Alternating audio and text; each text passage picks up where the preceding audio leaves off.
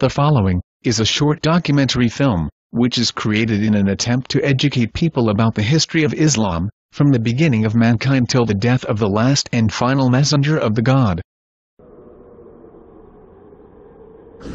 Welcome to the abridged chronological history of Islam. The way of life designated by the God.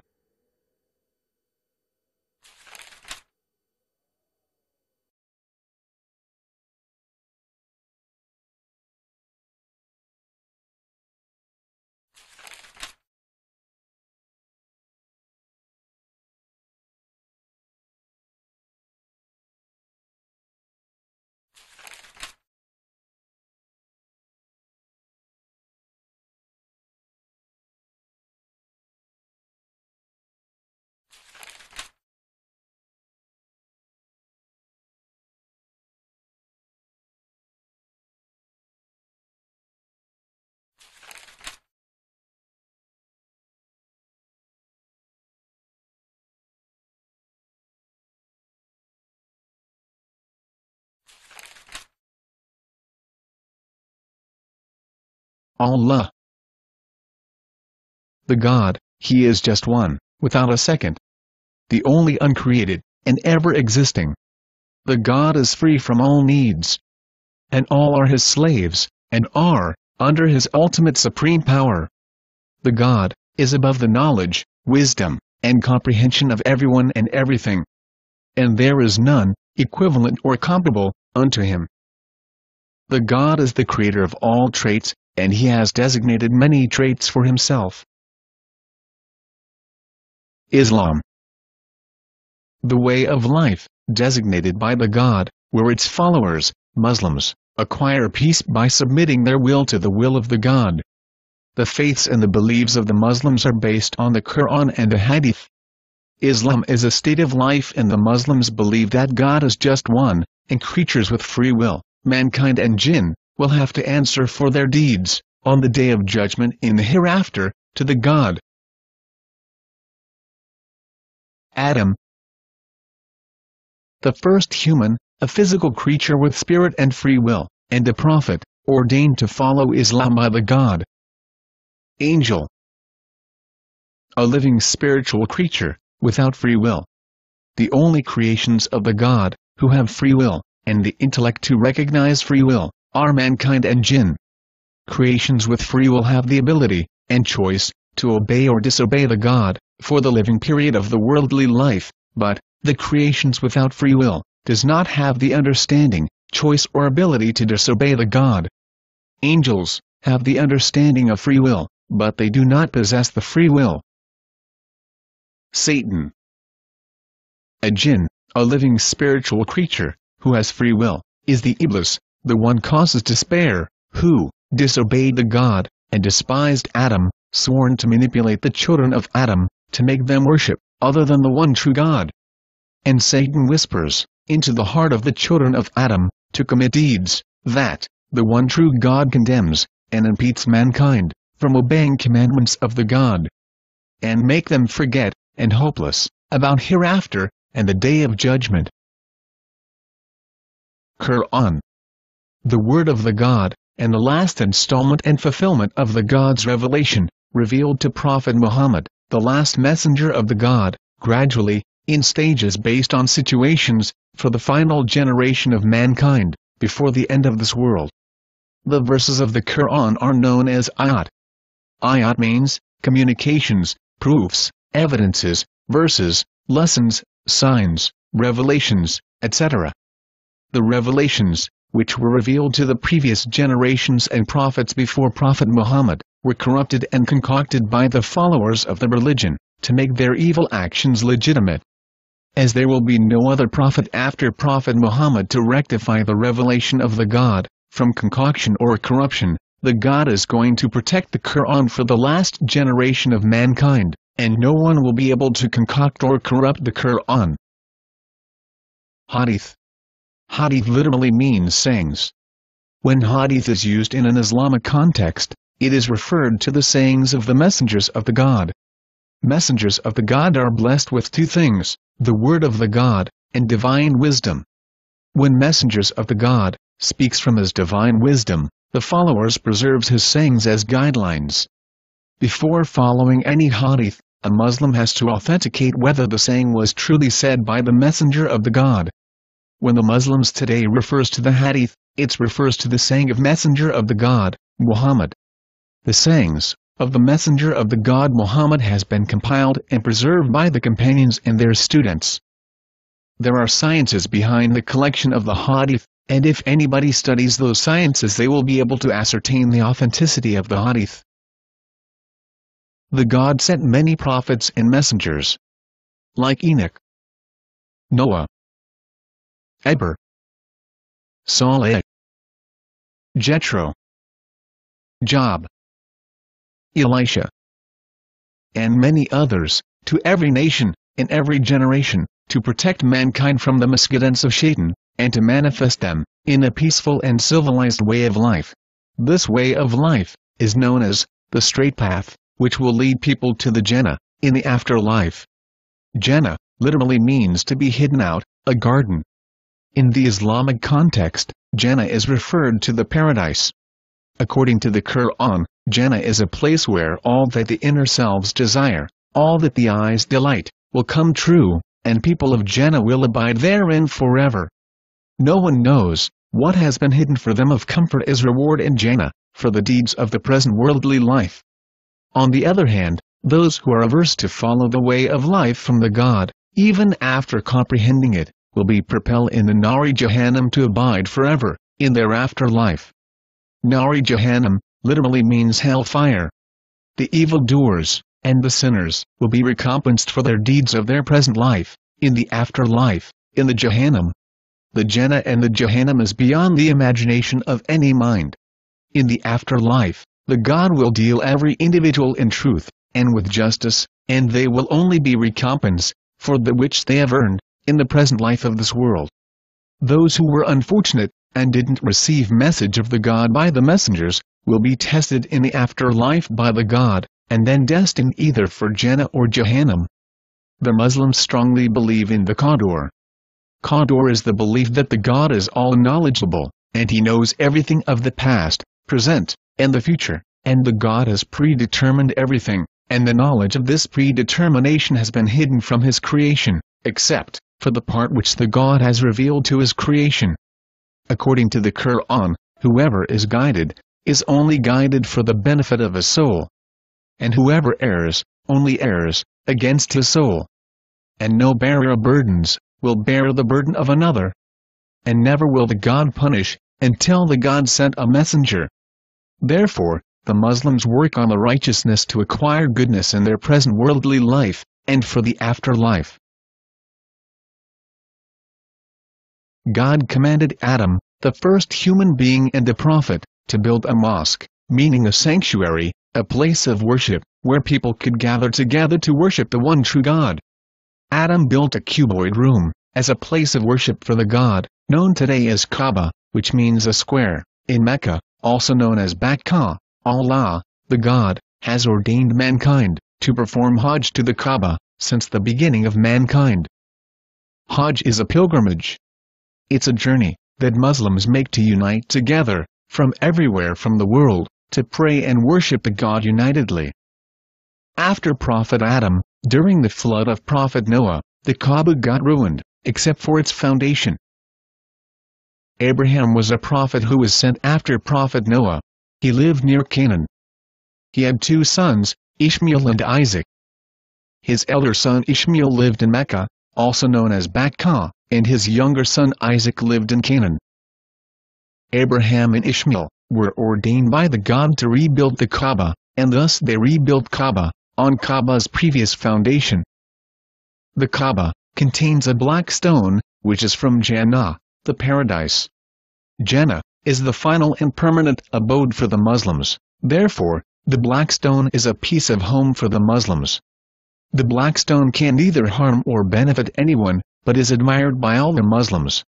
The black stone is a cornerstone, and the starting point of a ritual where Muslims circumambulate the Kaaba, and testify that God is just one, and there are no associates with the God. Isaac had two sons, Esau and Jacob.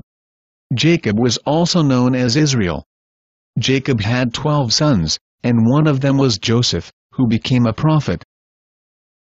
During the time of Prophet Joseph, the children of Israel migrated to Egypt.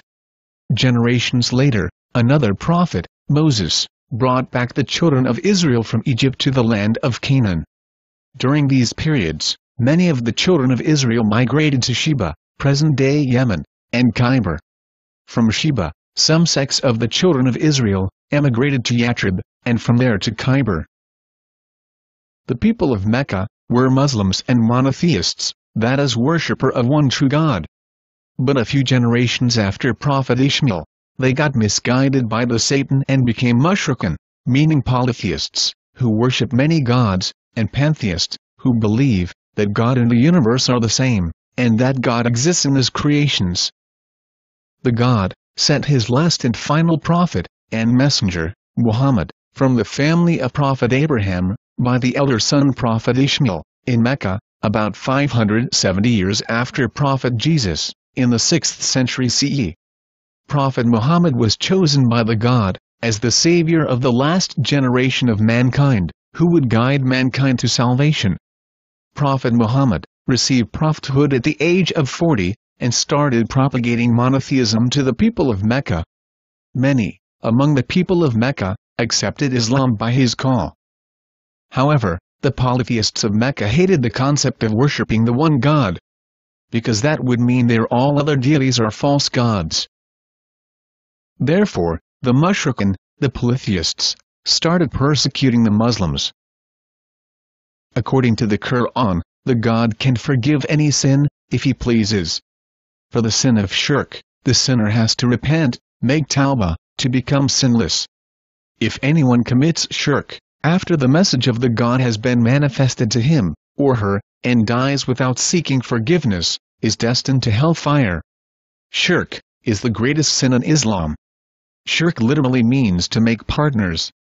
In the Islamic context, shirk is referred to the act of associating, or invoking, or creating rival, with the God. According to the Quran, shirk can be committed by the following ways.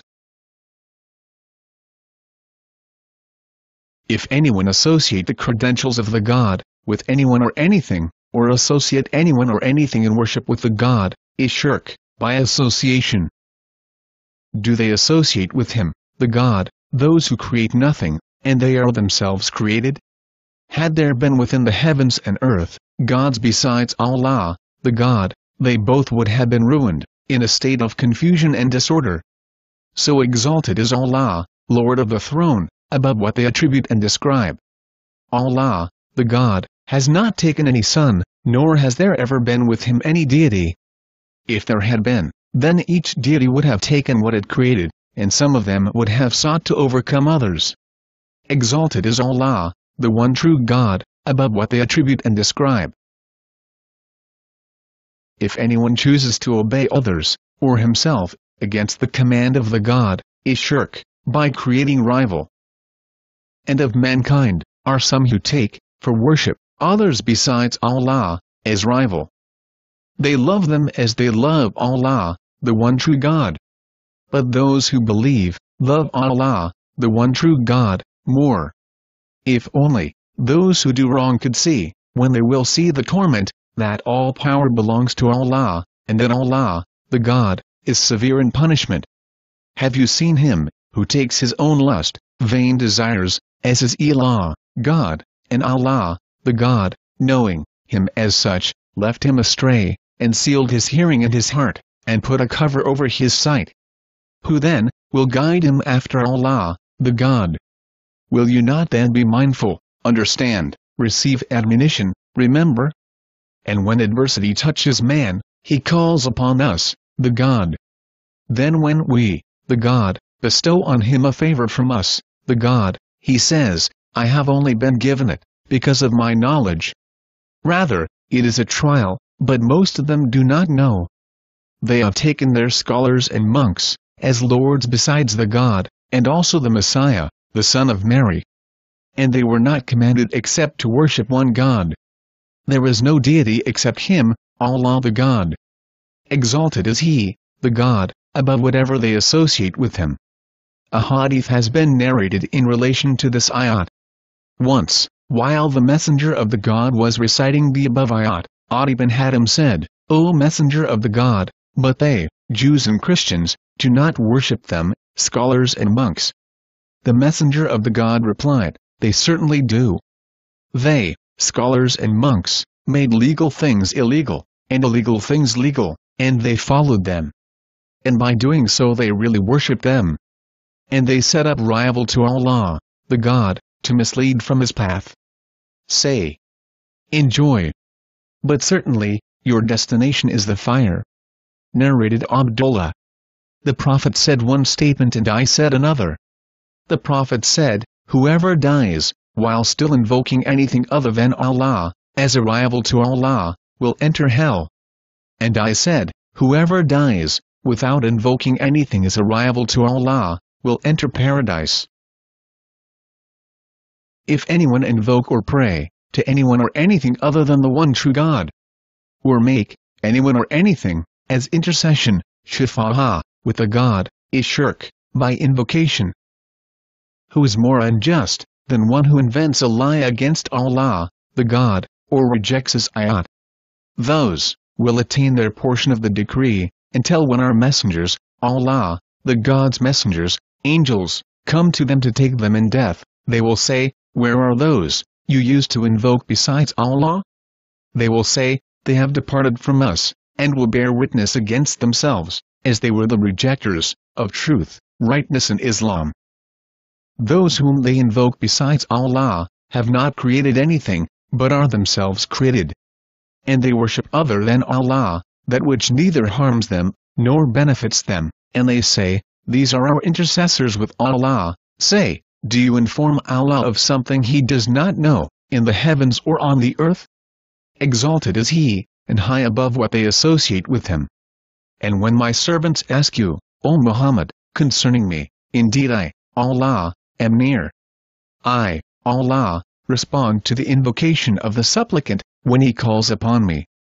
So let them respond to me, and believe in me, that they may be rightly guided. And truly you have come unto us, Allah, alone, as we, Allah, created you the first time. You have left behind you all that which we had bestowed on you. We see not with you your intercessors, whom you claim to be partners with Allah. Now, all relations between you and them have been cut off, and all that you used to claim has vanished from you. Whenever anyone invoke anything besides the God, that object becomes associated as a partner with the God. And whenever an object is associated as a partner with the God, that object becomes a rival to the God. Let us analyze a real-life situation, to elaborate how and when shirk may be committed. Let's just say, there is a certain tree, whose fruit, eaten over a period of time, can cure a very complicated disease. Unfortunately, because of this unique quality of the tree to cure the complicated disease, many ignorant people had taken to worshipping this tree, and they consider the tree divine. A young man was suffering from this disease. He starts eating fruits from this tree, hoping that it will cure his disease. Has the young man committed shirk? The answer will depend on the mental state of the young man, who had consumed the fruit. If he had eaten the fruit, thinking that the tree is divine, and it has some supernatural power, by which it can cure diseases, then he has certainly committed shirk. But, if he ate the fruit, believing that the tree has the natural healing properties bestowed by the God, and the tree does not have any supernatural, or divine power, to choose who to bless on, but serve all equally, then it will not be shirk. All the judgments are made by the God, and all the creations, sun, moon, stars, planets, etc., follow the commandments of the God. For example, the sun does not have a choice, but to serve equally on everyone. If people pray to the cloud for rain, the cloud do not have the ability to cause rain, except by the permission of the God. Therefore, praying to the cloud for rain is shirk, and useless. Only praying to Allah, the God, can cause blessings to descend. the God is the most gracious, the most merciful. Thus, the God will forgive all sins, no matter how heinous the sins are, even shirk, and grants Jannah to anyone who sincerely does Tawbah. Tawbah literally means to return back, to repent. In the Islamic context, Tawbah is referred to the seeking of forgiveness from the God, after committing a sin, and returning to the way of life from the God. The person who does Tawbah has to be sincere in repentance, admit to a sin, and decide never to repeat the sin, for his Tawbah to be acceptable. But if anyone continues to commit sin, willingly and knowingly, until his or her death arrive, and Tawbah at this moment of death, will not be accepted by the God. But for any evil doing, crimes like rape, murder, or physical injury, etc., the wrongdoer has to be mended, or punished, according to the God, to become sinless. And if their heart is sincere, and regretful of their evil deeds, then their Tawbah will be accepted by the God. The God informed the mankind that Allah, the God, wishes to accept the repentance, but those who follow their own lusts and desires, wishes that the rightly guided should deviate tremendously away from the right path. And many guides and leads mankind astray, by their own desires, and through lack of knowledge. The God sent many messengers to guide and lead mankind, but the Satan made the deeds of the misguided people fair seeming to them. Whoever desires the life of this world and its adornments, the God will fully pay them for their deeds, things they desired, and worked for, but which was against the way of life designated by the God, for example sinful things, crimes etc., and the God will not deprive these people from what they desired and worked for, in the life of this world, but these people will have nothing in the hereafter, except the fire. And vain is what these people earned, and worthless is what they used to do, in the living period of worldly life before their death. Many people of Mecca recognized the truth of Islam, and the messenger of the God, but still chose not to become Muslims, because of the fear that they might have to lose their social status. Some among them sympathized with the Muslims, and in many occasions helped out the Muslims, when they were being persecuted in Mecca. But most of Kuffar were violently against Islam, and cognitively rationalized their rejection of truth. Kufr literally means to cover up, conceal, or to hide. In the Islamic context, the act of rejecting the haqq, truth, rightness, etc., even after recognizing and comprehending the haqq, truth, rightness, etc., is known as kufr. A person who does kufr is known as a kuffar or kafir. The kafirun, the ones who rejects the truth, and goes against the rightness, are considered as the worst of the creatures in Islam. Initially, Muslims were ordained to keep patience against the torture of the polytheists, but eventually the torture became very brutal and many Muslims were killed. These dead Muslims are referred as Shaheed, or Shuhada. Shaheed or Shuhada literally means to testify, give evidence, bear witness, etc. In the Islamic context, Shaheed or Shuhada is referred to those who were killed because of their faith, and their death testifies, gives evidence, that he or she was killed only for being a Muslim. According to the Quran, the Shaheed are not dead, but in paradise, and the Shaheed will not have to answer for their deeds on the Day of Judgment to the God, and the Shaheed will directly go to the Jannah, the paradise, at the moment of death. After the death of the Muslims, by the hand of the Mushrikun, the polytheists, Muslims were instructed, and ordained by the God, to leave their properties, and land, and migrate to save their lives. So a party of the Muslims immigrated to Abyssinia, which was a Christian nation, and sought asylum there. After some time, more Muslims emigrated to Abyssinia as Abyssinia was more hospitable than Mecca. Later on some of the Muslims returned back from Abyssinia, as they thought that situation in Mecca have improved. Unfortunately they discovered that it was the reverse. A new chapter was added to the oppression of Muslims in Mecca. Muslims were now boycotted both socially and economically. Persecution too had increased. Now the Muslims were even unable to migrate from Mecca, as many have been house arrested, and confined to their homes by the polytheists. The Muslims were afflicted by extreme oppressions and cruelties by the Mushrikun of Mecca, not for any crime, but for their faith, in Islam. The lives of the Muslims were full of jihad, and the God commanded the Muslims to embrace Sabr. Jihad literally means overcoming hardship, difficulty, calamity, to struggle, and strive, etc. In the Islamic context, jihad is referred to the struggles that Muslims have to face while maintaining and striving for a life, according to the will of the God. And Sabr literally means forbearance, patience, steadfastness, perseverance or endurance. Sabr is very imperative in Islam, and it is obligatory for all the Muslims to endure Sabr, and the God is always with the Sabrun, those who have patience, forbearing, steadfast, perseverance and enduring. Sabr for jihad doesn't mean to tolerate injustice, but it means to patiently struggle and strive towards justice. It was in a situation like this, that 6 people from Yatrib came for pilgrimage to the Kaaba in Mecca and accepted Islam. They returned back to Medina and propagated Islam there. There were more than 20 Jewish tribes in Yatrib. The major tribes among them were Banu Quraiza, Banu Nadeer, and Banu Quraiza. And there were many Arab tribes, and the major tribes among them were Aus and Khazraj. Many, among the people of Yatrib, accepted Islam, once they came to know about it. Next year, a group of 12 leaders from the tribes of Aus and Khazraj of Yatrib, came to Mecca for pilgrimage and accepted Islam.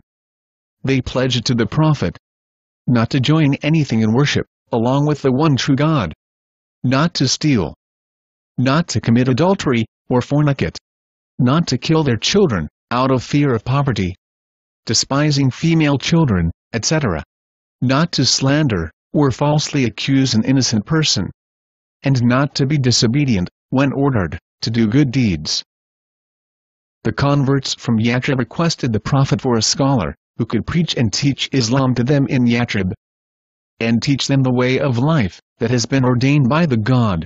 Scholars propagated, and more people including some Jews entered the fold of Islam in Yatrib.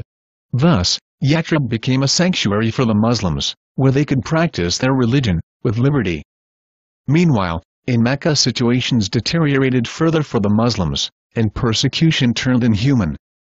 Because of this, the Muslims of Yatrib were distressed, as they knew that while they are living a prosperous and peaceful life in Yatrib, their Muslim brothers in Mecca were being oppressed and persecuted. So during the next pilgrimage season, when 70 people from Yatrib met the Prophet, they requested, and persuaded the Messenger of the God, and the Meccan Muslims, to come over and stay with them in Yatrib. This is known as the Second Aqaba Pledge. They pledged to the Prophet for the same conditions as in the first Aqaba Pledge, only this time there was one more addition, that they will obey Allah, the God, and His Messenger in all situations. Therefore, the Muslims of Mecca left all their properties and emigrated to Yatrib to live peacefully. The Muslims of Mecca, who emigrated to Yatrib to escape persecution, were known as Muhajir, meaning the emigrants. The original inhabitants of Yatrib, who helped the Muhajir, and gave them asylum were known as the Aanser, meaning helpers. For the Meccan Muslims, emigration to Yatrib was easier compared to Abyssinia, because Yatrib was closer to Mecca than Abyssinia. They did not have to cross the Red Sea, and it was less expensive. The Prophet was the last person to emigrate to Yatrib. The Prophet reached Quba, a suburb, in the outskirts of Yatrib. As soon as the news of his arrival spread through Yatrib, the people of Yatrib flocked in to greet the beloved Prophet with great merriment and joy. In Quba, the Prophet laid down the foundation for the Quba Mosque. After staying in Quba for 4 nights, the Prophet set off towards his final destination in Yatrib. There he bought a piece of land, and built a mosque, known today as Masjid an-Nawawi, meaning the Prophet's Mosque. The Messenger of the God then laid down the Constitution of Yatrib, later to be known as Constitution of Medina. Some of the provisions of the Constitution are shown here. The following clauses of the Constitution was binding upon all the citizens of the state of Medina. The security of God is equal for all groups. All communities shall be constitutionally subjected to the state. It shall be incumbent upon the non-Muslims to observe and adhere to any peace treaty, they are invited to participate in. Likewise, it shall also be incumbent upon the Muslims to observe and adhere to any peace treaty they are invited to. The Valley of Medina is sacred, and there shall be prohibition of fighting and bloodshed among the various communities of the state. The Muslims, and the non-Muslims, shall be jointly responsible to defend the state of Medina against any outside attack. Every party to the treaty shall be responsible for the measures and arrangements of the defense of its facing direction. Verily, whoever goes out on a military expedition shall be provided with security, and whoever stays in Medina shall have likewise, except those who commit oppression and violate the contents of this constitution. No party shall have the right to violate the constitution. Every person, who is guilty of a crime, shall be held responsible for his act alone. Verily, this constitutional document shall not protect any traitor or oppressor. The following provisions in the constitution was binding exclusively on the Muslims of Medina. Muslims are one community to the exclusion of all men. Muslims shall not leave Muslim destitute. The Muslims shall not leave a debtor among them, but shall help him in paying his ransom, according to what shall be considered fair. A Muslim who believes in the God, and in the hereafter, and agrees to the contents of this document, shall not provide any protection or concession to those who engage in mischief and subversion against this constitution. There shall be collective resistance by the Muslims against any individual who rises in rebellion, attempts to acquire anything by force, seeks to spread injustice, or sin or animosity, or corruptions, violates any pledge or attempts to spread mischief amongst the Muslims. Such collective resistance against the perpetrator shall occur even if he is the son of any one of them. Whenever Muslims differ on a matter, it must be referred to the God and the Messenger of the God. The God's protection is one, the least of them may give protection to a stranger on their behalf. The peace granted by the believers shall be one.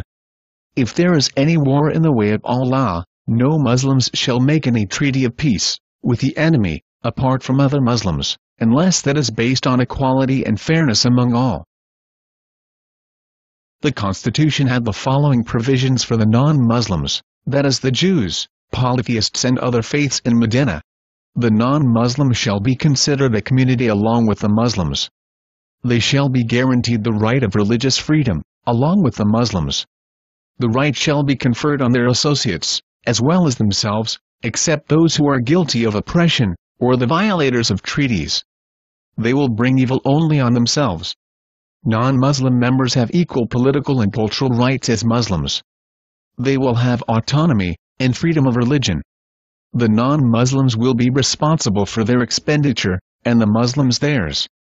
If attacked by a third party, citizens of Medina shall come to the assistance of the other. Each party shall hold counsel with the other, and the wrong party should be assisted. All citizens of Medina shall contribute to defending Medina, in case of a foreign attack in its respective area. The non-Muslims shall contribute to the cost of war, so long as they are fighting alongside the Muslims. Non-Muslims will not be obliged to take part in religious wars of the Muslims. Citizens of Medina, non-Muslims and Muslims should boycott Meccan polytheists commercially. They shall also abstain from extending any support to them. Medina shall be a sanctuary for the people of this document. The Messenger of the God then changed the name of Yatrib to Medina Munwara, meaning the city of enlightenment, and Medina became an Islamic state. After the Prophet's arrival in Medina, people entered Islam in multitudes, open-heartedly, with sincere faith. It is forbidden to compel anyone into Islam. And compelling anyone into Islam is impossible, because Muslims believe that the God judges human being by their heart and actions. If the heart does not agree with the action, then the deed is not accepted by the God, whether good or evil. Soon, majority of the population of Medina became Muslims. But some people from among the Jews, and the polytheists of Medina, entered Islam only to make political and economic gains. They are referred in the Quran as munafiq. Munafiq is a person who does nifaq. The word nifaq means a hole, or a tunnel. In the Islamic context, munafiq is referred to a hypocrite. a person who pretends and shows off to be a Muslim, but in reality he is a non-Muslim at heart. Some among the munafiqun, the hypocrites, had the objective of benefiting themselves from the Muslims' prosperities, and to take advantage of their generosity, while some others entered Islam to create dissensions among the Muslims. The hypocrites pretended to have faith in the God and the Day of Judgment, but in reality they did not believe. Muslims were betrayed by the hypocrites on several occasions. Initially, the Muhajirs, emigrant Muslims, in Medina were destitute, as they had left all their properties and belongings in Mecca. The Muhajirs arrived Medina empty-handed, as they were extorted by the polytheists in Mecca. The polytheists attempted every means to bar the Muslims of Mecca from migrating. But the Ansars, the citizens of Medina, helpers, came to the aid of the Muhajirs, emigrants from Mecca, and shared their properties with them. Thus within a short period of time the Muhajirs had become solvent, and were living happily in Medina. The Muhajirs were grateful to the Ansar, because the Ansar did everything to accommodate the Muhajirs, and protected the Muhajirs from the polytheists, and created an opportunity for the Muhajirs to live a life with liberty. Being generous, helpful, compassionate and grateful are essential components of being a Muslim. In the Quran, the God have criticized those who are not generous, helpful, compassionate or grateful, and have commanded the Muslims to be generous, helpful, compassionate and grateful. The Messenger of the God, Muhammad, have taught the Muslims that those who are not grateful to the people are not grateful to the God, and those who are not grateful to the God are not grateful to the people. And being generous, helpful, and compassionate towards the people is like serving the God, and those who are not generous, helpful and compassionate towards people are not serving the God. Being generous, helpful, compassionate and grateful in Islam are not limited to the Muslims, but also to the non-Muslims. 2 years after the emigration, the direction of Salah for the Muslims was changed. Salah literally means to connect. In Islamic context, Salah is referred when a Muslim speaks with the God, and programs himself, or herself, with the word of the God. Salah has been ordained by God to all Muslims since the time of Prophet Adam. It is an activity through which the Muslims establish a connection with the God, affirms their faith and covenants with the God, and seek His forgiveness, guidance, and help. From the time of Prophet Adam until Prophet Solomon, prophets and Muslims had to offer Salah while facing the direction of Kaaba. At the time of Prophet Solomon, the direction for the Salah was changed to Baitul Muqaddas, to make Salah easy for the Muslims, as Islam was spreading from there. All Muslims and prophets after Prophet Solomon, like Isaiah, Zechariah, John, Jesus and Muhammad, had to offer Salah, facing Baitul Muqaddas.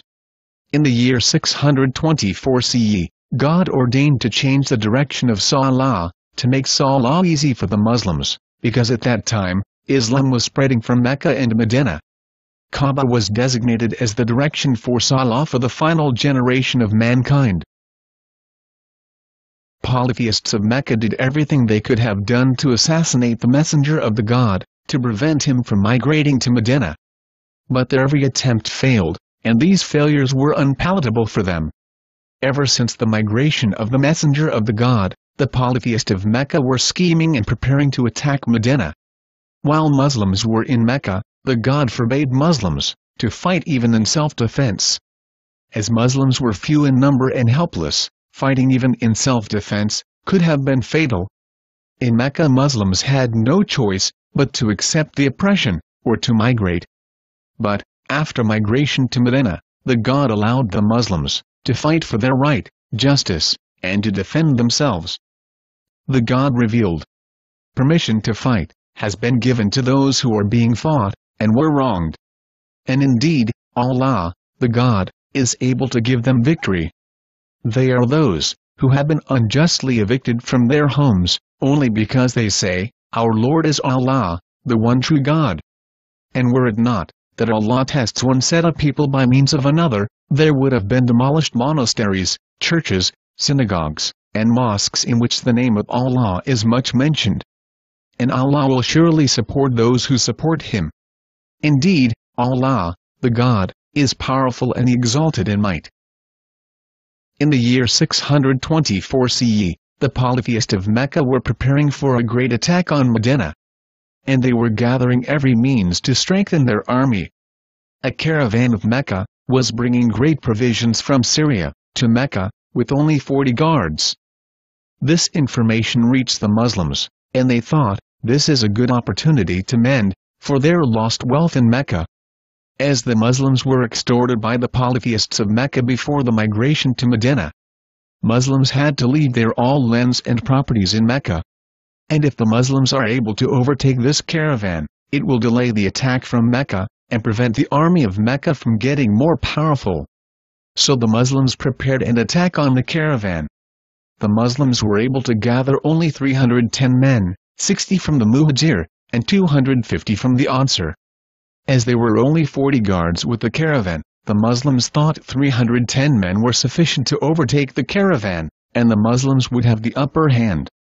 Unfortunate for the Muslims, the leader of the caravan of Mecca learned about this attack through his scouts, and brought the caravan back to Mecca by a different route. Meanwhile, when the caravan was returning Mecca, the polytheists of Mecca also learned about the preparation of attack by the Muslims on their caravan, and the polytheists of Mecca sent prepared 1,000 soldiers to eradicate the Muslims, and kill the messenger of the God. After reaching Mecca, the leader of the caravan sent scouts to the leaders of the polytheist army, to return Mecca, as the caravans have safely returned Mecca, but the leaders of the polytheist army saw this as a grand opportunity to kill the messenger of the God and eradicate the Muslims. The two armies fought at a place called Badr, and with the mercy of the God, the army of Medina defeated and humiliated the Meccan army. On that day, the Meccan polytheists suffered great losses.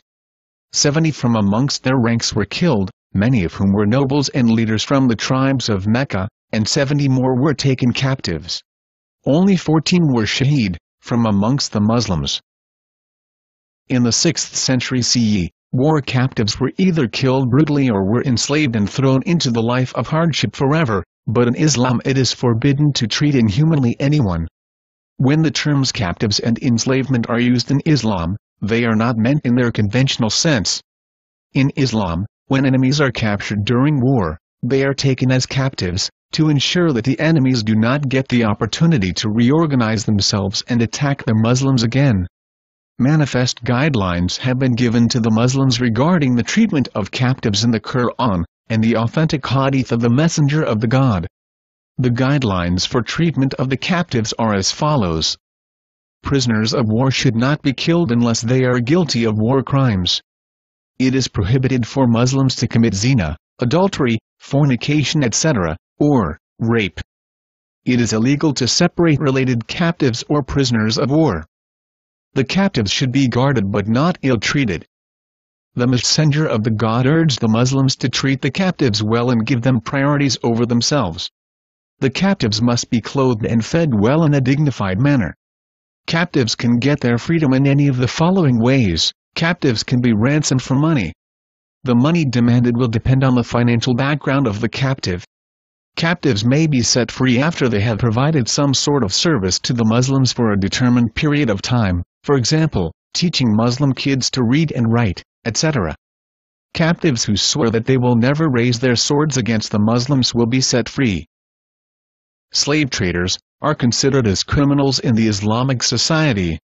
Muslims are not allowed to enslave anyone, and are encouraged to banish the slave trade, if they had the authority.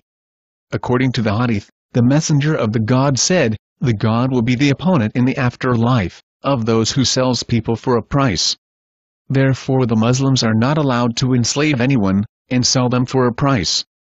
But, if Muslims do not possess the authority, the Muslims are allowed to buy slaves from the slave traders, and it is encouraged in the Quran and Hadith to manumit the slaves, and manumitting slaves are considered as deeds of great piety in Islam. The captives and slaves can only be held as a paid worker, under the surveillance of a Muslim guardian, and according to the Quran, there shall be a written contract, mentioning all the clause about their work, salary, and the price of exemption from the hold. The guardian will also have to share their wealth with their slaves or captives, hold workers, on a reasonable basis. The guardians are not allowed to compel their captives or slaves to commit sins or crimes, steal, prostitution, murder, etc. But, if any guardian forces his or her slave, or captive, to commit a crime or a sin, and if the captive or the slave helplessly commits it, the captive or the slave will be free of guilt, and sinless, and the guardian will be charged with the crime, and the guardian will be sinful. The God hath provided manifest guidelines by his messenger, regarding the treatment of bought slaves and war captives. The ruling of bought slaves and war captives are: a slave or a captive has to maintain conditions with their guardian. There are two ways in which a slave or a captive is employed with their guardian. The guardian will be responsible for the livelihood, education, marriage, protection, etc., for the slave or captive, and the slave or captive will work for his guardian. The slave or the captive will live as a freeman, earn their own livelihood, work according to their own choice, but will be responsible and provide for the livelihood of the guardian. Sometimes the slaves were more enriched and solvent than the guardians. If any slave or captive disagree with the arrangement with the guardian, then they can go to the court or a judge for justification. The messenger of the God also said the following regarding the slaves: your slaves are your brothers, and Allah has put them under your command. Whoever has a brother, that is a slave, under his command, should feed him of what he eats, and dress him of what he wears. Do not ask your slaves to do things beyond their capacity, and if you do so, then help them. Ask for their slaves help in what is too much for you, and help them in what is too much for them. If anyone murders or injures his slave, then the perpetrator of the crime will be penalized with capital punishment, or will be punished with the same injuries that the perpetrator has done to the slave. If somebody slanders his slave, then he will be flogged on the day of resurrection, unless the slave is really as he has described him. He who hits a slave, the expiation for it is that he should set the slave free. Not one of you should say, this is my slave, or this is my slave girl. He should call them my daughter, or my son, or my brother. The messenger of the God encouraged masters of female slaves to teach the slaves good manners, and to educate the slaves in the best possible way, and manumit and marry the slaves. In Islam, it is prohibited for both men and women to have sexual relations with anybody outside marriage. Masters of the slaves are not allowed to have sexual relations with their slaves, if they are not married. But the masters may marry the slaves, if the slaves consent to it. The slaves can marry anyone of their choice, but with the permission of their masters. Allah the Almighty has encouraged the freeing of slaves, and the expiation of many offenses is freeing of slaves. The Muslims treated the polytheist captives of the Battle of Badr in accordance with the guidelines ordained by the God. The Muslims would share the better part of their food with the captives, and share their animals as ride with the captives. Thus the captives were impressed by the generosity of the Muslims, and many among them accepted Islam. Many of the captives were ransomed for money, depending on their financial conditions. The Muslim converts from the Badr captives decided to stay in Medina, even though their family tried to ransom them, and take them back to Mecca. Another form of ransom had an educational dimension. Most of the captives were well educated, so they were entrusted with 10 Muslim children, and once these children learned to read and write, they were set free. Some captives were also set free when they swore that they would never raise their sword towards the Muslims again. The God has ordained As-Saum on all Muslims since the beginning of mankind. As-Saum literally means to abstain. But in Islamic context it refers to self-restraint and the achievement of self-control.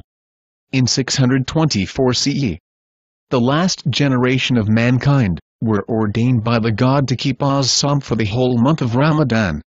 Ramadan literally means a very hot day. Ramadan is the 9th month of the lunar calendar, and it was during this month the first verses of the Quran were revealed to the messenger of the God. While Muslims keep As-Saum, they are prohibited from eating, drinking, and having sexual intercourse with their spouse from dawn to sunset. And if anyone indulges in eating, drinking, sexual intercourse or in any kind of sins, their psalms are annulled. Children, the elderly, the sick, The wayfarer and women who are pregnant are excused from As-Saum and they do not need to fast. Muslims can keep Saum on any day of the year as they wish, except for the day of Eid-ul-Fitr, the day of Eid-ul-Adha and following next 3 days of Eid-ul-Adha. Eid literally means to celebrate a festival. Eid-ul-Fitr means the festival of breaking the fast. Eid-ul-Fitr is on the first day of Shawwal, the first day after the month of Ramadan. It is a day of celebration for the Muslims as they have achieved their goal, which was ordained by the God. They were successful keeping their self-control for a whole month, and they successfully trained themselves and learned to control themselves for the next 11 months. Eid-ul-Adha literally means the festival of sacrifice. Eid-ul-Adha is a 3-day celebration and Muslims sacrifice animals and share the meat with their family, neighbors, and with the poor, honoring the Prophet Abraham, who was prepared to sacrifice his only son for the God. By Eid-ul-Adha, the Muslims testify to the God that they are also prepared to sacrifice anything for the God, as Prophet Abraham was prepared to sacrifice. The day of Friday is considered a day of Eid for the Muslims, and on Fridays the Muslims gather at their local mosques and unitedly worship Allah, the one and true God. The victory at Badr was a great success for the Muslims. They have now become a force to be reckoned with in Arabia, both politically and economically. This made many envious in Medina, particularly the Jewish tribe of Banu Quraiza, who were hostile towards the Muslims from the very beginning. Few months after the Battle of Badr, a Jew from Banu Quraiza molested a Muslim woman, who was visiting one of their markets. The Jewish man was unaware that a Muslim man was present there. When the Muslim man saw what was happening, he killed the Jew. When the other Jews at the market saw this, they killed the Muslim man. This raised enmity between the Jewish tribe of Banu Quraiza and the Muslims. Following these events, the tribes of Medina expelled Banu Quraiza from Medina. The next year, in 625 CE, Meccan polytheists gathered more than 3,000 soldiers to invade Medina and eradicate Muslims. Scouts of Medina discovered this plot of the Mushrikin of Mecca, the polytheists, and informed the Messenger of the God. The Messenger of the God gathered the Muslims and the Jews, and consulted with them the situation. It was the opinion of the Messenger of the God to defend Medina from inside the city. But the youths among the Muslims were very enthusiastic and wanted to stop the invasion before reaching Medina. The Jews of Medina did not want to participate to defend Medina. The Muslims were able to gather only about 1,000 Muslim men to defend Medina. Medina was surrounded by mountain ranges at all directions, except for one front. The polytheists of Mecca camped at the mountain of Uhud. The Muslim men set out towards the mountain of Uhud. The women and children in Medina remained vigilant on the rooftops with stones, in case the Muslim men were unable to stop the enemies from entering Medina. On the way towards the mountain of Uhud, 300 of the Munafiqun, the hypocrites, betrayed the Muslim army and returned back to Medina. Only 700 Muslim men went to Uhud to face the armies of Mushrikin, the polytheists, who were more than 4 times the number of the Muslims. On the first day of the battle, 70 Muslims were Shaheed, and most Muslims were extremely injured, including the Messenger of the God, while only 22 polytheists were killed. The polytheists expected that the Muslims would accept the defeat and surrender, but the polytheists were astonished when the Muslims refused to surrender, even after such high casualties. The polytheists thought the Muslims must have received reinforcements, otherwise how can any army stand so strong after such devastating casualties? This thought created confusion amongst the polytheists. It frightened the polytheists extremely, because even after being an army of almost 3,000 soldiers, they were unable to overcome only 700 Muslims and enter Medina. But, on the contrary, there were no reinforcement for the Muslims.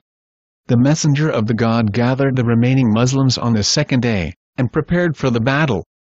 But to the surprise of the Muslims, the polytheists of Mecca left the battlefield in confusion, failing to complete their mission to invade Medina and eradicate the Muslims. The behavior of Banu Nadeer fluctuated between resignation and slackness, after the expulsion of Banu Quraiza. Banu Nadeer was glad, because of the high casualties of Muslims at the Battle of Uhud. The Jewish leader, of Banu Nadeer, rebelled, and treacherously in secret contacted with the polytheists of Mecca. The leader, of Banu Nadeer tried to form an alliance between the polytheists, hypocrites, and the Jews, against the Muslims. Situations got more serious, when Banu Nadeer tried to assassinate Prophet Muhammad. The assassination plot failed, and Banu Nadeer was expelled, by the other Jewish tribes, and the rest of the tribes of Medina. Banu Nadeer migrated to Khaibar, and they were allowed to take their provisions with them. Banu Nadeer did not leave any provision they owned in Medina. They took with them, even the pegs, and the beams of their ceilings. But this did not stop the Jews from plotting against the Muslims. In 627 CE, a number of leaders of Jews from Khaibar went to the polytheists of Mecca, and several other tribes around Arabia, and invited them to besiege and invade Medina, and get rid of the Muslims once and for all. The polytheists of Mecca gladly accepted their proposition, and considered it as an opportunity to exact revenge against the Muslims. The other tribes of Arabia were reluctant to the proposal. The Jews persuaded these tribes, by tempting them with hopes of war booty. The Jews also bribed some of the tribes so that they fight the Muslims. The Jews of Khaibar offered the Ghatafan tribe half the profits from the sales of their crops, in perpetuity. Therefore, many Arab tribes confederated against the Muslims, and gathered an army of 10,000 soldiers to attack Medina. Scouts of Medina informed the messenger of the God of the impending danger. The Prophet consulted the matter with the Muslims. Together, they came to the decision to dig trenches around Medina as defensive lines. The Muslims dug trenches in adverse conditions as food supplies ran low. The Muslims worked with diligence, but the munafiqun, the hypocrites, participated reluctantly. When the Confederates arrived in Medina, they could not enter it because of the trench. So they laid siege on Medina. The Muslim men, who were 3,000 in number, remained on guard at the trench, against the Confederate army of 10,000 soldiers. The Muslim women, children and the elderly remained inside the city. Meanwhile, Banu Nadeer secretly sent emissaries to the Banu Quraiza, and tried to persuade them to break the treaty with the Muslims. Initially, Banu Quraiza were against such treachery, but eventually, they gave in to the repeated persuasions of Banu Nadeer. Banu Quraiza attacked the Muslim women and children in the city. The women fought back, and spread rumors that Muslim men are here to protect them. This news reached to the Muslims at the trench. The messenger of the God quickly dispatched some of his companions to persuade the Jews of Banu Quraiza not to breach the Constitution, but they declined. The Muslims were in grave danger, with enemies on both fronts, and their women and children open to attack from the Jews of Banu Quraiza. The Prophet therefore sent some Muslim men inside the city to protect the women, children and the elderly from the Banu Quraiza. The Muslims were involved in light skirmishes and arrow hurling at the trench with the enemy. After 1 month of siege, the Confederates were suffering from a shortage of supplies, and they were afflicted by a mighty desert storm. So they forfeited their mission and left. On the same day, the Muslims marched towards Banu Quraiza. Banu Quraiza surrendered on the condition of having a judge of their own choice. The Muslims agreed. The Jews chose Sa'd bin Mu'adh, who was their ally from the tribe of Banu Aus, as the judge, and pleaded that they should be judged by the scriptures of the Jews. After all the hearing, Sa'd bin Mu'adh gave the verdict that all men who has committed treason should be killed, according to the books of Jews, and the rest of the Jews should live under surveillance. After the third attempt to invade Medina, the polytheists realized it was not possible for them, even unitedly, to seize Medina. In 628 CE, the messenger of the God and Muslims decided to perform Hajj. It was against the social norm of Mecca to prevent anyone from performing Hajj, even their enemies. The messenger of the God, with 1,400 Muslims, began a month-long journey towards Mecca, wearing the dress of Hajj, 2 pieces of unsound white cloth. The Muslims had with them little provision for their journey, and their sacrificial animal. When the Meccan polytheists learned about this journey, they sent 200 soldiers to investigate. When they were spying on the Muslims, they realized that the Muslims were here only to perform Hajj. It was not an invasion. The Muslims were unarmed. When Muslims realized that soldiers had been sent against them, they changed their route and settled in Hudaibiyah. When the soldiers returned, they explained the polytheists about the situation, that the Muslims are here only to perform Hajj. The Muslims did not have any weapon or armor. So, the Meccans sent their leader and diplomats to Hudaibiyah, to negotiate with the Muslims. This was a grand opportunity for the polytheists to eradicate their greatest enemies, unarmed in the middle of the desert far from Medina. The diplomats tried to intimidate the Muslims to surrender, and threatened them with attack, and remind the Muslims that they were unarmed. The Muslims refused to surrender, and tried to reason with them that they were only here to perform Hajj. When the Muslims refused to surrender, the diplomats attempted to break the unity of the Muslims, but their attempts were in vain, and on the contrary the diplomats got highly intimidated by the unity of the Muslims. The diplomats returned to their people, and informed the polytheists about the attitude of the Muslims, and about the situations, that the Muslims are extremely united, and highly vigorous, and attacking Muslims in this situation can lead us to an atrocious fate. In the meantime, the Muslims sent their arbitrator Usman bin Affan to Mecca. Usman bin Affan proposed the polytheists to allow the Muslims to perform Hajj, but the polytheists rejected his proposal, and said that they would only allow Usman bin Affan to perform the Hajj, as he was already in Mecca, but Usman bin Affan refused to perform Hajj without his Muslim brothers. Meanwhile, rumors spread that Usman bin Affan had been killed, and when the Muslims learned about this, they all swore to avenge the blood of Usman bin Affan, and decided to fight back with the polytheists with their small animal sacrificial knives. This is known as the Bayat-ul-Ridwan. The Muslims believed that the attack on one Muslim is attack on all Muslims. After Bayat-ul-Ridwan, Usman bin Affan returned, and the rumors were proven false. When the news of Bayat-ul-Ridwan reached the Mushrikin, the polytheists, they sent an arbitrator to the Muslims to negotiate with them. After a lot of argument they finally negotiated the following terms. The Muslims shall not be allowed to perform pilgrimage this year, and come back next year, but they shall not stay in Mecca for more than 3 days. They shall not come back armed, but can bring with them small animal sacrificial knives, and it should be in the sheath, in a bag. War activities between the Muslims and the Meccan polytheists shall be suspended for 10 years, during which both parties will live in full security and neither will raise sword against the other. If anyone from Mecca converts to Islam, and goes over to Medina to join the Muslims, without his guardian's permission, he should be sent back to Mecca, but should any of the Muslims from Medina return to Mecca and convert to polytheism, then he shall not be sent back to Medina. Whosoever wishes to join Muslims, or enter into treaty with the Muslims, should have the liberty to do so. And likewise, whosoever wishes to join Meccan polytheists, or enter into treaty with them, should be allowed to do so. This treaty is known as the Treaty of Hudaibiyah. After the treaty was signed, the Muslims returned back to Medina without performing the pilgrimage to Kaaba. After the Treaty of Hudaibiyah, the Muslims got a glorious opportunity to broadly preach Islam. Therefore, masses entered into Islam from the whole of Arabia, including Mecca. People who entered Islam, after the Treaty of Hudaibiyah from Mecca, were prevented from taking asylum in Medina. The Muslims of Medina were also helpless against the Hudaibiyah Treaty. So, the helpless new Muslims from Mecca took refuge in Saif al-Bahr, and they were considered fugitives by the polytheists of Mecca.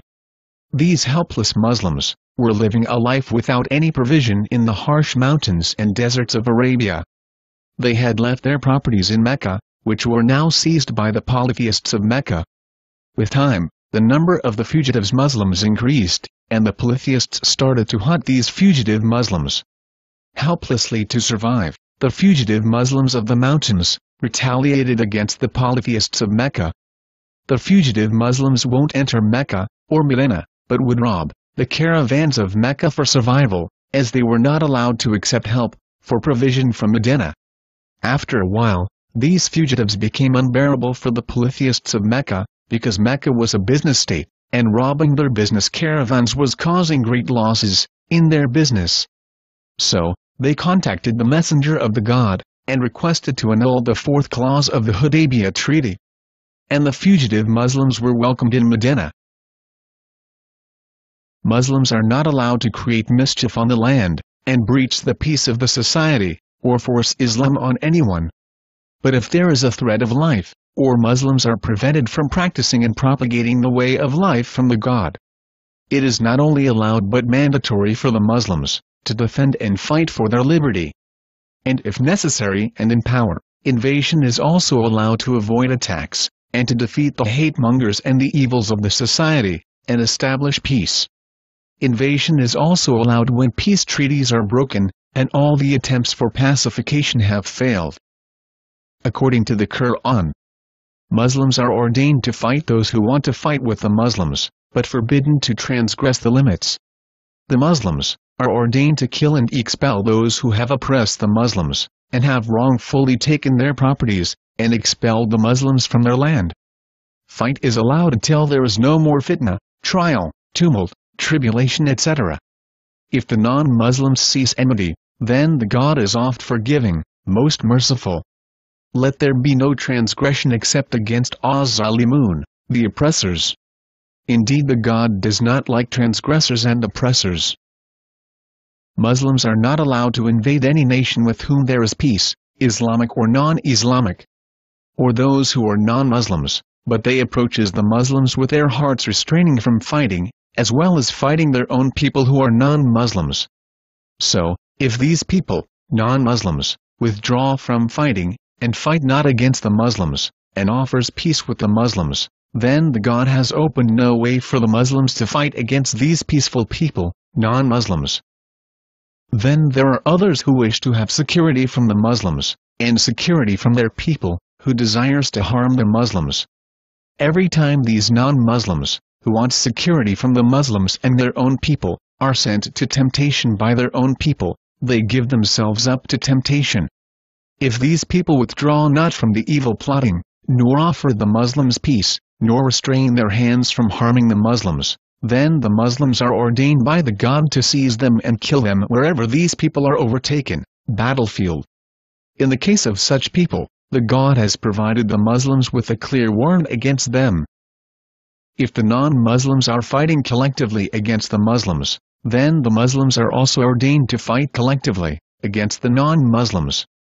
If the non-Muslims incline to peace, the Muslims will also have to incline to peace, and put their trust in the God. Verily, the God is the all-hearer, the all-knower. The God commanded and informed the Muslims that, perhaps the God will make friendship between the Muslims, and those whom Muslims hold as enemies. And the God has power over all things, and the God is oft forgiving, most merciful. The God does not forbid the Muslims to deal justly and kindly with those who do not fight against the Muslims, on the account of religion, and did not drive the Muslims out of their homes. Verily, the God loves those who deal with equity. The God only forbids the Muslims to befriend those who fight against the Muslims on the account of religion, and have driven and helped others to drive out the Muslims. These are the people whom the God forbids the Muslims to befriend them. And whosoever will befriend them, then such are the Zalimun, oppressors. When Muslims invade any nation, they follow a strict code of conduct, as ordained in the Quran and the Hadith. Even when all the doors of peace are closed, Muslims do not invade without warning.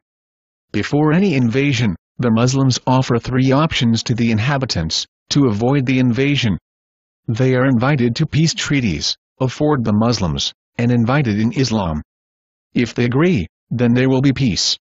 And those who accepted Islam, are invited to migrate in Medina, to live a life in sanctuary, and have the privileges from the Muslims' hospitalities, but if the new converts choose to remain in their native land, they are allowed to live there, if there are no threat of life from the non-Muslims. They are invited to live under the Islamic government as non-Muslims. The Islamic government will ensure their safety, protection, shelter, etc., in return for tax. If they accept any of the above option, then there will be peace, but if they refuse to accept any of the options above, the Muslims would fight them. If the non-Muslims desires peace with Muslims, those non-Muslims has to be scooted to safety by the Muslims. The Muslims are not allowed to force anyone to leave their religion and accept Islam. The Muslims are not allowed to commit zina, adultery, fornication, etc. or rape. The Muslims are not allowed to kill women. The Muslims are not allowed to kill children. The Muslims are not allowed to kill an aged infirm person. The Muslims are not allowed to cut down fruit-bearing trees. The Muslims are not allowed to destroy an inhabited place. The Muslims are not allowed to slaughter sheep or camels, except for food. The Muslims are not allowed to burn bees and scatter them. According to the opinion of the scholars, the bees here represent any kind of chemical weapons. The Muslims are not allowed to steal from the booty. The Muslims are not allowed to act cowardly. The Muslims are not allowed to mutilate the dead, who has fallen in the battle from amongst the enemy. The Muslims are not allowed to participate in any invasion below the age of 15, but, if the Muslims are attacked on their land, then there is no age restriction for defending their lives and properties. The Treaty of Hudaibiyah had effectively neutralized one of the major opponents of the Muslims, the Meccan polytheists. But in the north, the Jews of Khaibar continued their efforts to instigate the tribes of Arabia against the Muslims. The messenger of the God was aware of this, and sent envoys to the Jews of Khaibar, and tried for reconciliation, and to make peace with the Jews. However, all these efforts were in vain. So, in order to avoid another invasion, the messenger of the God set off with 1,400 men to invade Khaibar. After a few days of fighting, all of Khaibar was conquered by the Muslims. Among the Jews, 93 were killed, and among the Muslims only 18 were martyred. The Muslims dealt with the Jews in accordance with the code of conduct as laid down in the Quran and the Hadith. Unlike the Jews or polytheists, the Muslims did not eradicate the Jews from Khaibar, and they were allowed to stay in Khaibar and cultivate their land. The Jews agreed that they would live under surveillance, and won't plan or plot to attack the Muslims anymore, and the people of Khaibar would also have to share their crops with the Muslims. Before the conquest of Khaibar, the messenger of the God ordained the Muslims of Abyssinia to migrate to Medina. After the conquest of Khaibar, when the Muslims returned to Medina, they discovered that the Muslims of Abyssinia have arrived, so it was a double celebration for the Muslims, as they were reunited after many years. In the year 629 CE, 2,000 Muslims went to perform the Hajj pilgrimage to Mecca, in accordance to the Hudaibiyah Treaty, and the people of Mecca were true to their covenant. But, some of the people of Mecca were very upset and angry at their own people for maintaining the peace treaty, and considered it as a shame and defeat. And these people were very enthusiastic to break the Hudaibiyah Treaty, and they looked for opportunities, but they failed. After the Hajj, the Muslims safely returned to Medina. The two superpowers of the 7th century were the Roman Empire and the Sasanian Empire. The rise of Islam intimidated these superpowers, as these two superpowers were always at war with one another, and the rise of the third superpower was threatening their dominance. Initially, the Roman Empire did not give much attention to the Muslims, but when they saw the rapid growth of Islam they got alert, as Islam was also entering the Roman Empire. In the year 629 CE, the Roman Empire raised an army to attack the Muslims, and killed the Muslim ambassador who was carrying message to the emperor of Basra, which was under the Sasanian Empire, and they also killed the scholars and preachers at al-Baqla. When this news reached the Muslims, the messenger of the God prepared a Muslim army to defend at the front of Mu'tah. The messenger of the God did not participate in this defensive expedition, but designated some of his eminent companions as generals to lead the expedition. The Muslims made a difficult journey in adverse conditions to reach Mu'tah. This Muslim army was able to stop the Roman soldiers from marching further into Arabia. Many prominent companions of the Messenger of the God were martyred in the Battle of Mu'tah. In 630 CE, the Hudaibiyah Treaty was broken by the polytheists of Mecca. Muslims were killed by the polytheists while making a journey.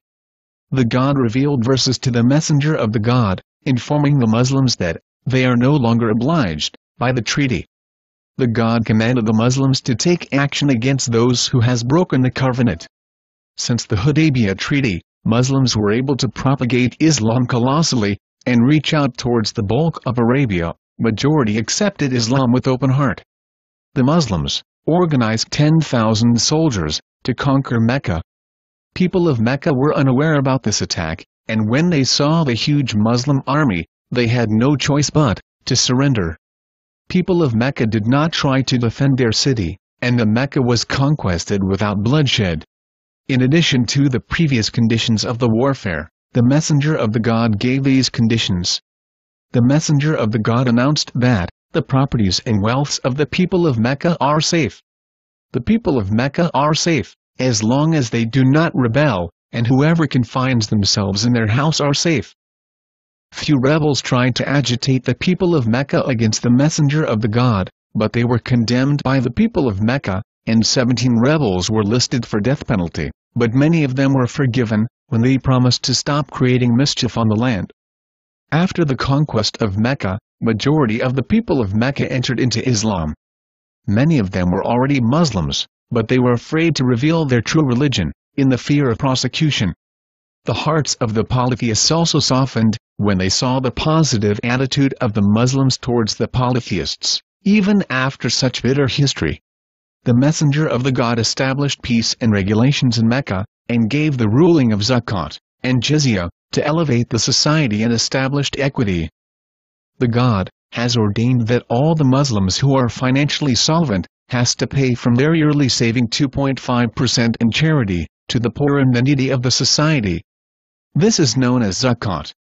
Zakat means a state or condition of being pure. By establishing the Zakat, the Muslims purify their wealth, because the Muslims believe that there are shares for the poor and needy in the wealth of the rich. In an Islamic state, the Zakat are collected by the government, and employed to alleviate the poverty and to improve the living condition of the people. The non-Muslims under an Islamic state also has to pay something like Zakat to the government. This is known as Jizya. Jizya literally means tax. If a non-Muslim is in a poor condition, or has reached an age where he cannot earn his livelihood, in an Islamic state the government pays for their livelihood, and they do not have to pay the jizya. The people of Mecca were afraid that they have turned into enemies, for those with whom they had confederated before, and attacked the Muslims in Medina. The greatest threats for the people of Mecca were the people of Taif, a city just beside Mecca. Meanwhile, a scout of the Muslims informed the Messenger of the God that the people of Taif have prepared 20,000 soldiers to attack Mecca. If the Messenger of the God leaves Mecca, with Muslim armies of Medina, it would be a great danger for the people of Mecca, and the new Muslims. The Messenger of the God decided to solve the matter by either diplomacy or war, and prepared the Muslims for both. The Messenger of the God requested the new Muslims to join with the army of Medina, and as there were no casualties in the conquest of Mecca, 10,000 soldiers were already prepared. The newly converted 2,000 Muslims joined the army, making a total of 12,000 Muslim soldiers. The Messenger of the God requested the polytheists of Mecca to share their swords and armor with the Muslims, if they don't want to participate for the siege of Taif. The polytheists of Mecca agreed to share their swords and armors on the condition that these swords and armors should be returned to them, and if there should be any loss of the sword and armor, they should be paid justly for the loss, and the Messenger of the God agreed to the condition. 19 days after the conquest of Mecca, 12,000 Muslims marched for Taif. To the surprise of the Muslims, the people of Taif attacked the Muslims before reaching Taif, at a valley called Hunain. The soldiers of Taif were hiding on the top of the mountains and waiting for the Muslims. The soldiers of Taif were showering arrows from every direction, and vigorously attacking the Muslims. The Muslims began to retreat, but by the call of the Messenger of the God they reformed together and fought back. This time the soldiers of Taif started to run away, and the Muslims were chasing them. The soldiers of Taif left their children and women back, and ran into their fort inside the city to save their own selves. 6,000 men, women and children were taken captive by the Muslims. The Muslims surround the forts of Taif for 20 days, and left on the condition that, if anyone accepts Islam, they should be left free, and if the people of Taif causes further trouble for the people of Mecca, or the Muslims, then the Muslims would return to avenge. The Muslims returned to Mecca. They performed the Hajj. Then they returned to Medina. The 6,000 captives were living with the Muslim households under the conditions of Islamic captivity. And no one from Taif tried to free or ransom their families. After all these events, the relation between Mecca and Taif got better with time, as Taif and Mecca were business states, and they had good commercial trades. When the relation between Taif and Mecca got better, the people of Taif had a grand opportunity to learn about Islam, and majority of the people recognized the truth about Islam, and rejected their pagan and polytheistic way of life, and accepted Islam. And 11 months after the siege of Taif, the people of Taif went to Medina and informed the Muslims about their acceptance of Islam, and the Muslims returned all the war captives of Taif back to their families. Initially, many of the captives were reluctant to return to their families, as they had accepted Islam, and didn't want to return to a polytheistic society, but when the captives learned about the acceptance of Islam of the people of Taif, the captives rejoicingly returned to their families. In 630 CE, after the conquest of Mecca, the Muslims had become the third superpower of the 7th century. People of Arabia from Yemen to the tribe of Ghassanids accepted Islam. It concerned the Roman Empire extremely, because of the Battle of Mu'tah, and the killing of the Islamic scholars, propagators and ambassadors who was carrying messages to Basra, which was under the Sasanian Empire, the second superpower. To meet these exigencies, the Emperor Heraclius congregated a huge army of the Romans, and pro-Roman tribes, Ghassanids, to launch a decisive battle against the Muslims and conquer Medina. When this news reached the Muslims, the messenger of the God assembled 30,000 Muslim men, and began the journey of 350 miles towards north, at Tabuk, at the border shared by the Romans and the Muslims. But to the surprise of the Muslims, the Romans have run away from their camps at Tabuk. And the tribes, who used to ally the Romans, turned their alliance to Muslims and agreed to pay the jizya. After waiting for the Romans to show up for the battles, the Muslims left the Tabuk without any battle and returned to Medina. So this part of the Roman Empire came into Islam without any bloodshed.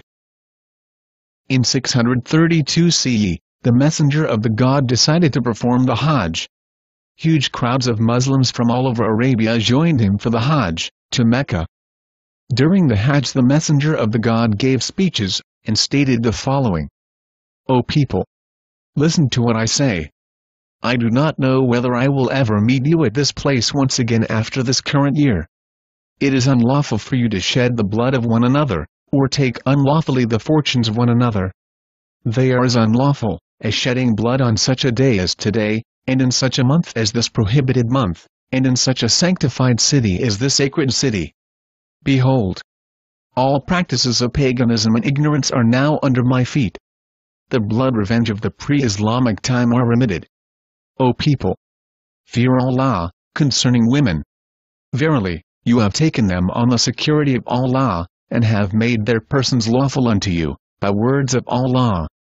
It is incumbent upon them to honor the conjugal rights, and not to commit acts of impropriety, which, if they do, you have authority to chastise them, yet not severely.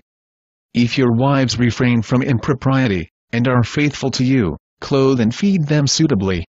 Verily, I have left amongst you the book of the God, Quran, and my traditions, the Hadith, which if you hold fast, you shall never go astray. O people, I am not succeeded by a prophet, and you are not succeeded by any nation. So, I recommend you to worship your Lord, to pray the 5 prayers, to fast in the month of Ramadan, and to offer the zakat of your provision, willingly.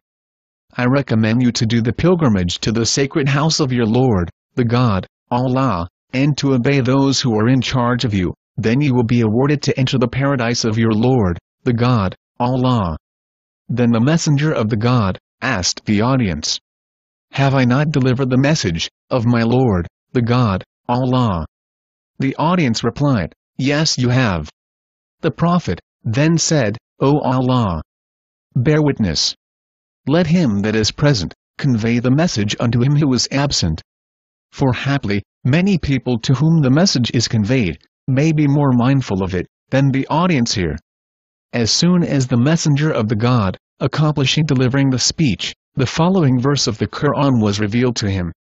"This day, I have perfected your religion for you, completed my favor upon you, and have chosen for you Islam as your religion." And this was the final verse of the Quran to be revealed to the messenger of the God. After performing all the rituals of Hajj, the Prophet returned back to Medina. After a few months, in the same year, the messenger of the God became sick, from which he never recovered. During his last days of sickness, the messenger of the God kept reminding the people of the duties they owe to the God. The messenger of the God asked them not to make his grave into a tomb, which is worshipped. The total number of days he remained sick was 13 or 14, and after that he died. And his last words were, "The most exalted companionship, on high. To Allah, the God, we turn, and to Him, we turn for help and last abode."